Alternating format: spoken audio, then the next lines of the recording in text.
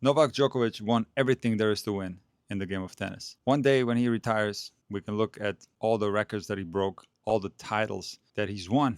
But one thing that might not show up might indeed be one of his greatest accomplishments, and that is reaching 4 consecutive Grand Slam semifinals at the age of 38. And he's done this without playing that many tournaments, and he's also done this with showing signs of physical decline. There's absolutely no doubt about this. But despite Novak Djokovic not preparing for this tournament like he usually does, not playing as well in some of the lead-up tournaments prior to the Grand Slams, Novak Djokovic will beat everyone on the ATP Tour at the Grand Slam level, with the exception of Sinner and Alcaraz.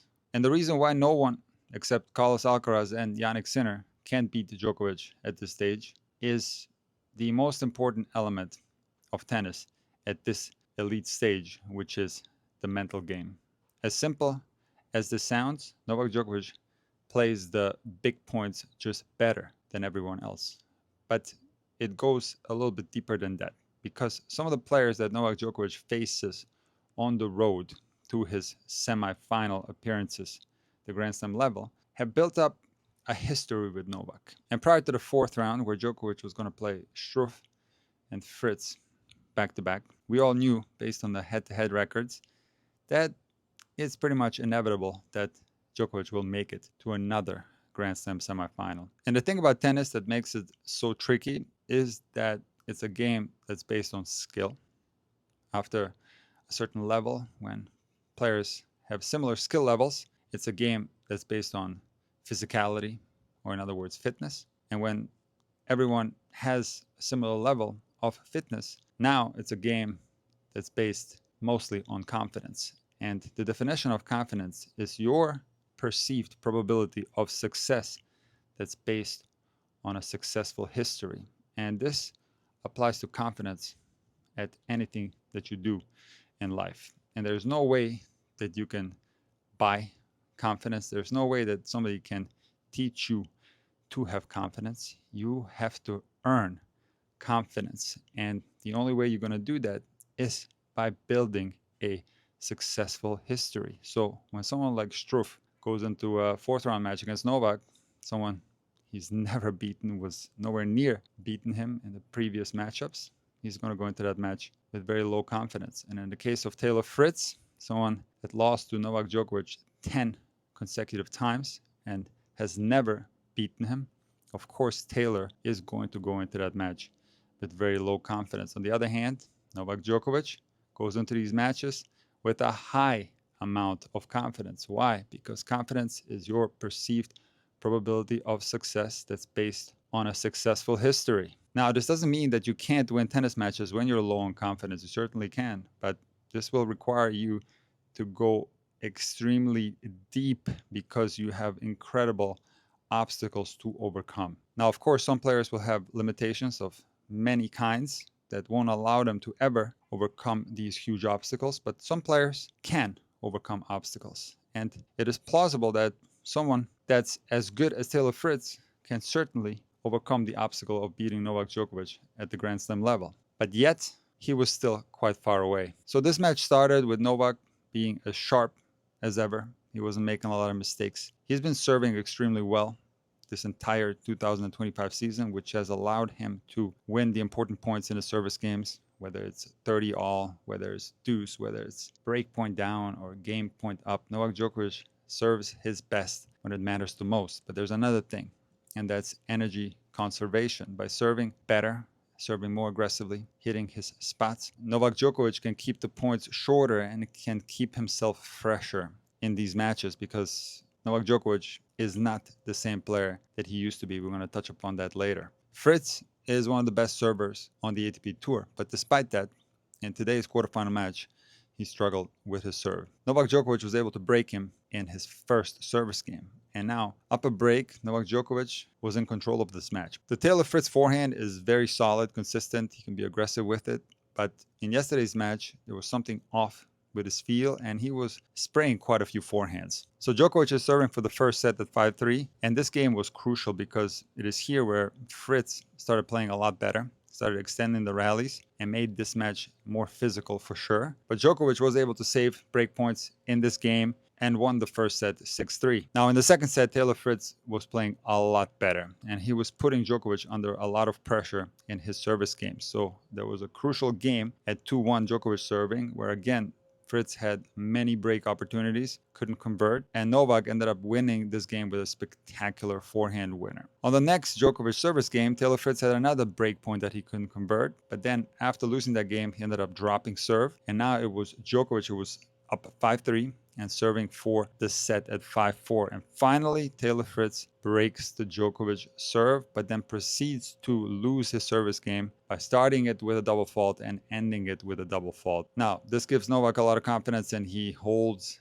much easier and wins the second set 7-5. Now, the crowd got into this match at this point and was cheering very loud for Taylor Fritz. And one mistake that Novak did in this match is that he started engaging the crowd and showed some negative body language towards the crowd. And you can make the argument that Novak Djokovic in the past, when he starts engaging with the crowd that's against him, that gives him a lot of fire and gives him more motivation to win. But in this instance, this did not make sense to me because he just won the second set and he was up 2-0. He was in a very good position to win this match in straight sets, and why get into it with the crowd at that moment? And in that very first game of the third set, when I saw Djokovic attempt a between the leg shot, he wasn't at the top of his level mentally. After winning the second set and then very early in the third, and Taylor Fritz continued to play very solid and won the third set 6-3. Now in the fourth set, Taylor Fritz continues to serve well and play extremely well from the baseline. Novak Djokovic is also serving well. It is 4-all, no breaks, and Djokovic delivers a perfect service game with some really clutch volleys and holds the love. And now it is Taylor who's serving down 5-4, trying to stay in the match. And you can just feel that Novak Djokovic turns it up a little bit. He's going 100% intensity level in this game. There's just something different about his body language because Novak Djokovic is preserving energy in these matches. His age does matter. We're going to touch upon that later. But in any case, Djokovic is playing with a lot of intensity from the baseline, and he wins a lot of these baseline exchanges and finds himself up 15-40 on the Fritz serve and has 2 match points. The next point was a very physical, long rally, and Djokovic was going all out, and Fritz was holding his own, and he was able to save match point. And it is at this point where Djokovic goes down to his knees. Now, while Novak Djokovic is still winning the big points, he's going to make plays in the most important stages of matches.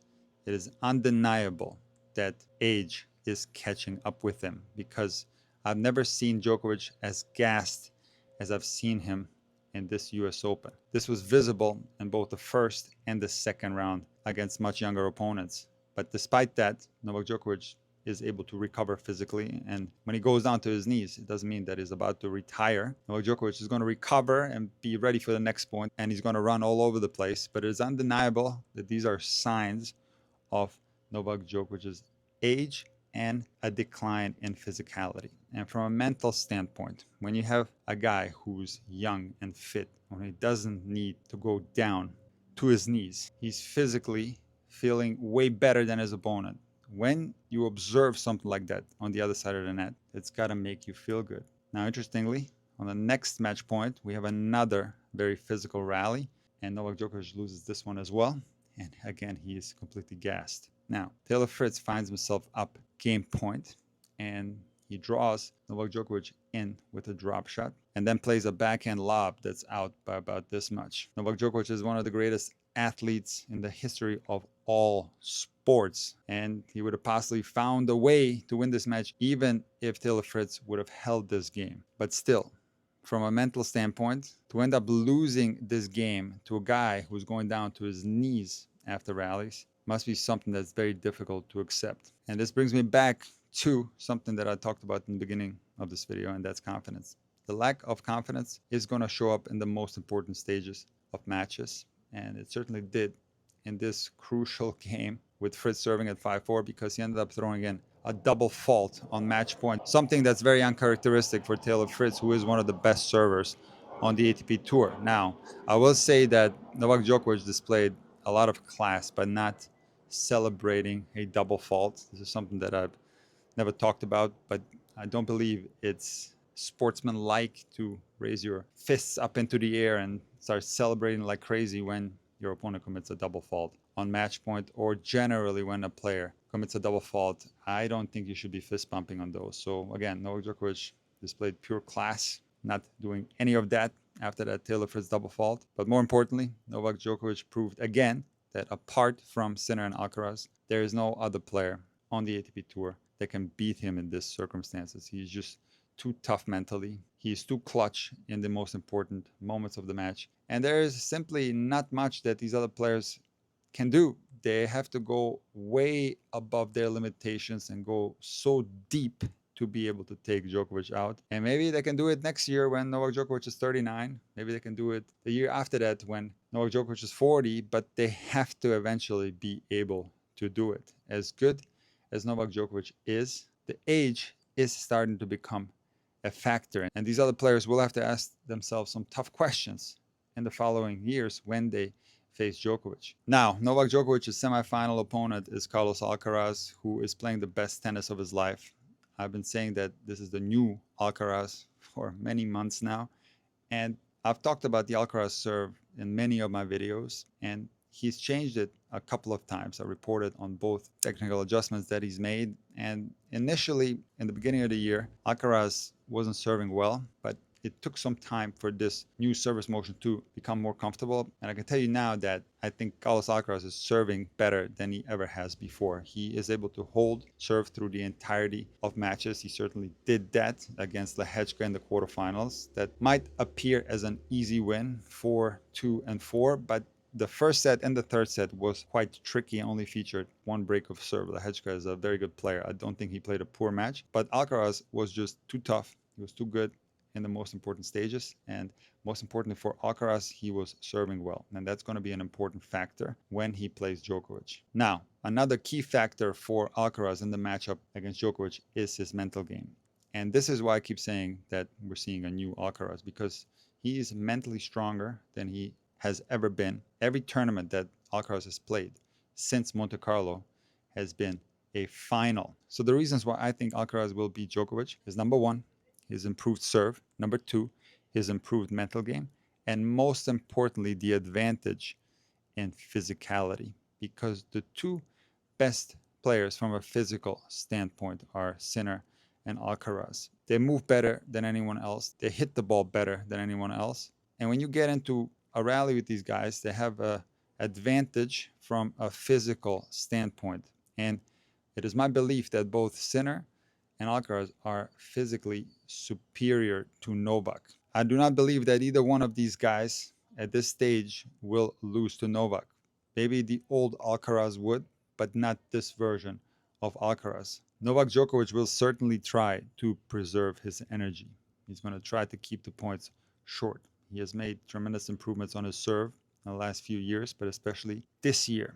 This is a key component to Novak Djokovic's longevity, and that is the improved serve. Novak Djokovic has also improved his volleys, and he can keep the points short by coming into the net and serve and volleying here and there in crucial moments. Novak Djokovic preserves his energy in other ways. He might not give a 100% effort in somewhat unimportant stages of the match, and he will give 100% effort when it matters most. So Novak Djokovic will manage his energy level throughout the match, just like he did against Fritz, to be able to maximize his level for the important points of the match. But based on the improvements that Carlos Alcaraz has made in his game, I do think that he's going to come out serving well. He's also mentally stronger, and it's inevitable that this version of Alcaraz will turn this match into a physical one. And when this happens, the advantage is going to be huge for Carlos Alcaraz. And it is for those reasons why I believe that he will take out Djokovic in the semifinals.